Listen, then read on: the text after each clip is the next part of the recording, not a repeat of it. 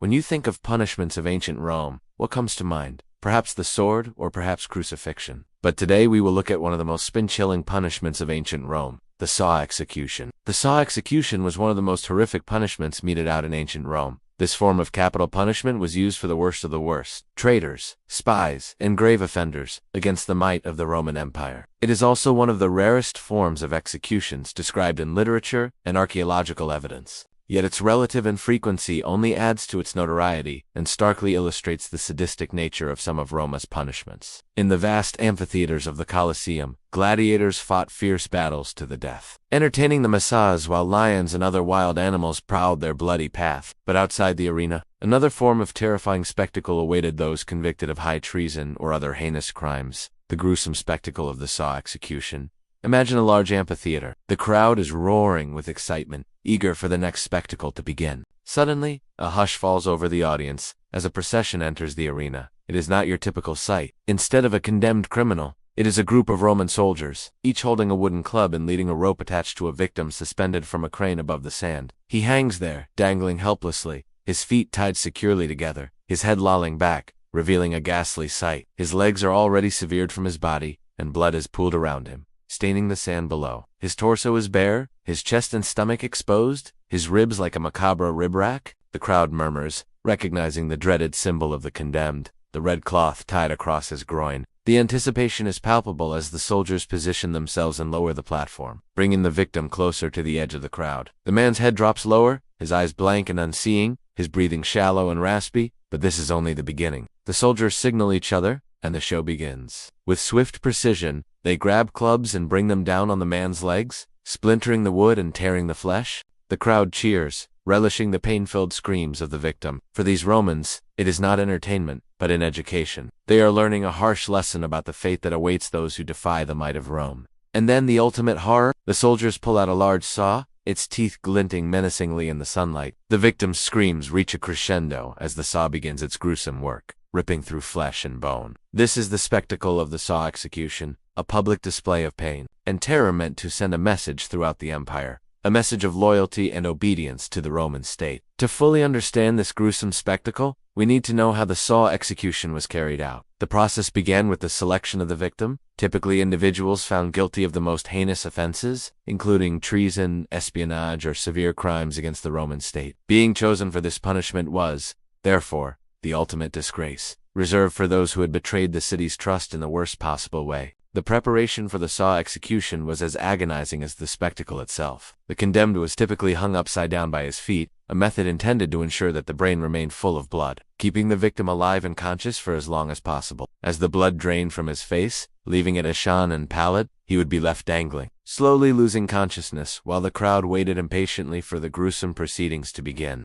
As spectators began to gather, the condemned man was hoisted into the center of the crowd. It was a calculated move to ensure maximum impact. By exposing the victim to the jeers and taunts of the crowd, the executioners heightened the psychological torment, turning the spectacle into a public humiliation before the final horrifying act. The actual execution was nothing short of a brutal and drawn-out affair. A large saw was used to cut the body down from the groin, typically done in full view of the crowd. The executioner, a skilled professional, ensured that the cut was as slow and horrifying as possible, prolonging the agony of the victim and shocking the audience. The air would be filled with the sickening sound of the saw ripping through flesh and bone, a testament to the cruelty of the Roman justice system. Finally, as the executioner completed his grim task, the crowd erupted in a cacophony of cheers and jeers, their amusement at the spectacle evident. For many Romans, this was not just a punishment, but a form of entertainment. It was a means to remind the populace of the consequences of disobedience, and to underline the absolute power of the state. However, the saw execution was not just about physical pain. It was also a psychological punishment aimed at humiliating and terrifying the victim and spectators alike. Hanging the victim upside down before the cut was a deliberate choice to emphasize the helplessness of the condemned. It was a visual reminder of the vulnerability of the human body and the power of the executioner.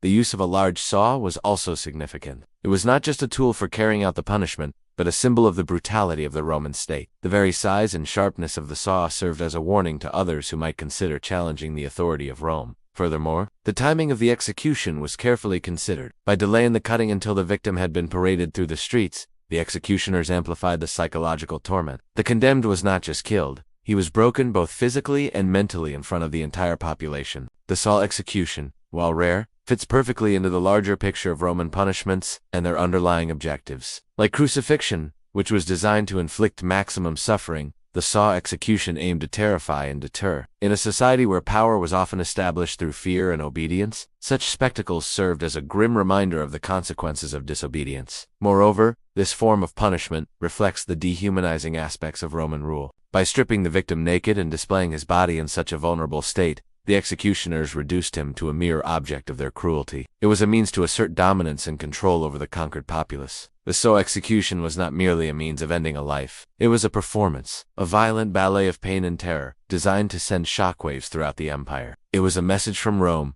a message written in blood and bone, a message that echoed long after the last echoes of the crowd's cheers had faded away. Now let's look at the fate of the victim. As the saw finally separated the body into two halves, the victim's agony came to an end, but not before leaving an indelible mark on the spectators. Some fainted, overwhelmed by the gruesome spectacle, while others vomited or tore chunks of flesh from their arms, a primal reaction to the raw display of violence. For those who remained composed, they witnessed a macabre tableau, the detached limbs lying still, their life force seemingly evaporating before their eyes. After the execution, the remains of the victim were often left on display, as a grim reminder of the price of disloyalty or disobedience. Sometimes the severed head was cut off and displayed on the tip of a pike, a chilling warning to others who might contemplate opposing Rome. The rest of the body might be thrown into the Tiber River, or any mass grave, disappearing into the annals of history, leaving behind only whispers and nightmares. The saw execution stands as one of the most harrowing examples of capital punishment in history. While such brutality may seem shocking, understanding the context of Roman culture and their obsession with maintaining power through fear helps us comprehend the chilling purpose behind this grotesque spectacle. It was not merely a punishment,